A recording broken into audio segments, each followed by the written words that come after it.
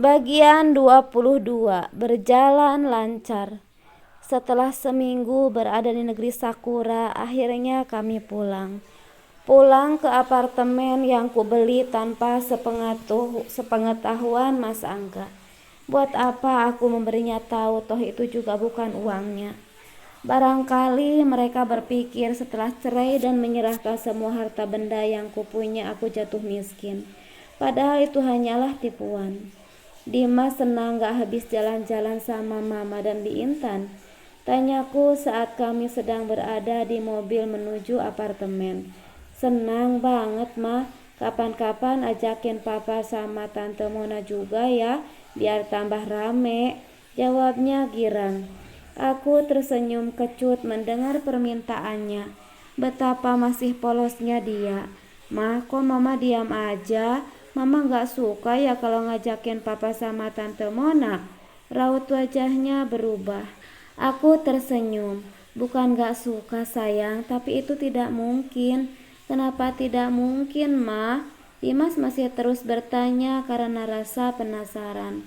Mungkin meski belum dewasa, sudah saatnya Dimas tahu bahwa aku dan Mas Angga sudah berpisah dan tidak mungkin lagi bersama.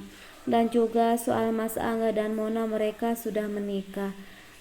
Karena mungkin sudah saatnya Dimas tahu kalau Mama dan Papa sudah bercerai dan Papa sudah menikahi Tante Mona. Bercerai? Bercerai itu apa, Ma? Bercerai itu artinya berpisah, sayang. Mama dan Papa terpaksa berpisah karena Papa menikah lagi dengan Tante Mona. Tapi Dimas tidak boleh benci sama Papa karena Papa akan tetap menjadi papanya Dimas. Dimas nampak terdiam, mungkin mencerna kalimatku yang masih belum terlalu ia pahami. Tetapi yang ia tahu bahwa aku dan Mas Angga tidak bersama lagi. Jadi Mama sama Papa tidak bisa tinggal bersama lagi? Tanyanya sedih. Aku menggeleng sembari tersenyum getir. Tapi jangan khawatir, kapanpun Dimas tetap boleh bertemu Papa, ucapku. Tanpa terasa taksi yang kami tumpangi sudah tiba di apartemen. Aku, Dimas dan juga Bi Intan segera turun. Beberapa barang sudah dikeluarkan dari bagasi. Terima kasih, Pak, ucapku setelah supir taksinya menurunkan beberapa barang bawaan kami. Sama-sama, Bu, mari, balasnya ramah. Kami pun segera masuk ke apartemen. Bi Intan membantu menaruh barang-barangnya. Rasa lelah membuatku dan juga yang lainnya ingin segera beristirahat. Pagi-pagi sekali Bi Intan sudah sibuk di dapur. Selamat pagi, Bi, sapaku. Non Lydia sudah bangun. Selamat pagi juga, Non, balas Bi Intan. Sejenak aku terdiam, menyadari Bi Intan memanggilku tidak lagi dengan sebutan ibu, tetapi Non. Itu artinya statusku sudah berubah menjadi seorang single parent. Non Lydia kenapa? Tanya Bi Intan khawatir. Iya Bi, aku gak apa-apa, jawabku. Oh iya, itu Bibi dapat dari mana? Tanyaku melihat Bi Intan menyiapkan sarapan karena yang ku tahu di kulkas belum ada persediaan makanan. Maaf, Non, tadi waktu Non Lydia sama dan Dimas masih tidur, Bibi keluarnya di bahan makanan, jawab Bi Intan. Aku pun manggut-manggut mendengar penjelasan Bi Intan. Ya sudah, kalau begitu saya mau mandi dulu ya, Bi. Iya, Non. Setelah selesai mandi dan sarapan, aku bersiap-siap untuk pergi ke kantor dan mengajak Dimas. Aku ingin lihat apa yang dilakukan Mas Angga dan perempuan itu. Tentunya mereka tidak tahu kalau surat penyerahan seluruh harta tempo hari adalah palsu. Aku sengaja menyuruhnya pura-pura jadi bos selama aku di luar negeri. Tetapi tentu saja aku tidak lepas tangan begitu saja. Semuanya sudah ku setting, menyuruh Pak Rudi dan Renita untuk mengurusnya. Orang-orang serakah seperti mereka perlu dikasih pelajaran. Aku akan berpura-pura menyuruh orang untuk menyita rumah karena perusahaannya mengalami bangkrut. Aku tersenyum membayangkan semua itu. Itu artinya riwayat mereka akan segera tamat. Ma, kita mau kemana, Ma? Kita mau ketemu papa sayang, jawabku. Berbeda dari biasanya, wajah Dimas tidak terlihat senang. Kok sedih gitu? Kenapa? Aku bertanya dengan rasa penasaran. Dimas hanya menggeleng, tetapi ia tidak menolak dan hanya dia mengikutiku. Aku tiba di kantor. Begitu melihat kedatanganku, mereka terlihat heran. Mungkin mereka pikir karena aku bukan lagi CEO-nya. Beberapa karyawan nampak berbisik, tetapi aku tidak peduli, biar saja. Aku terus melangkah untuk menemui Renita.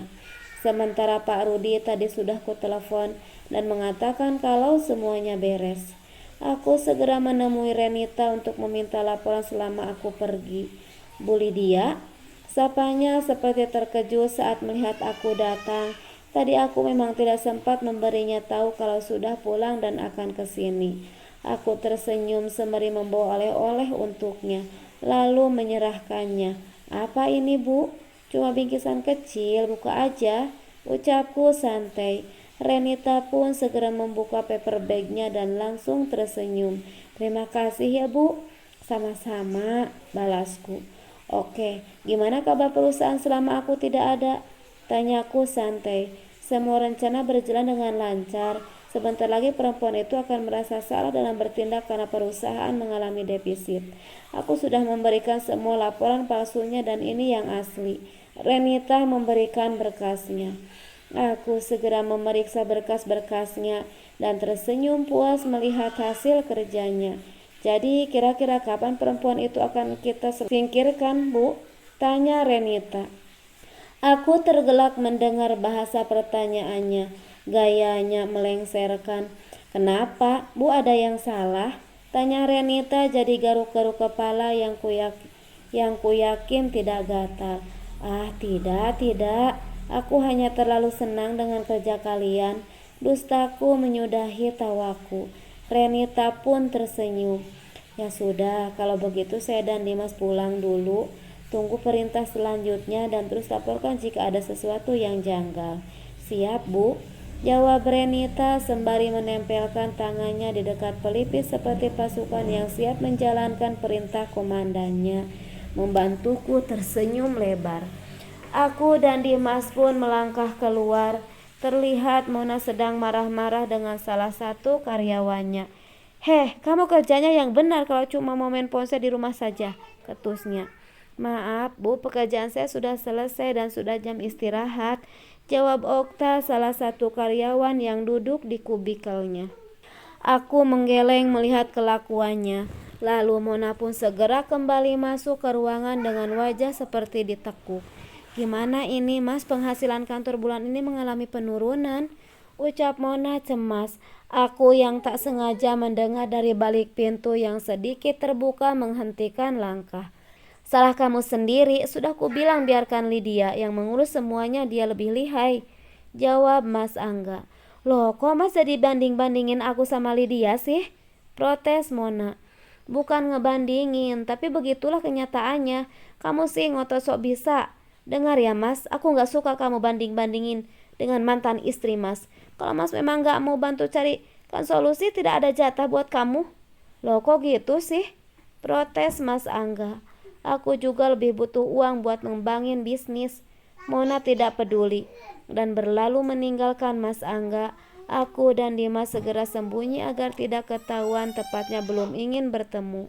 Dalam hati aku tersenyum lega.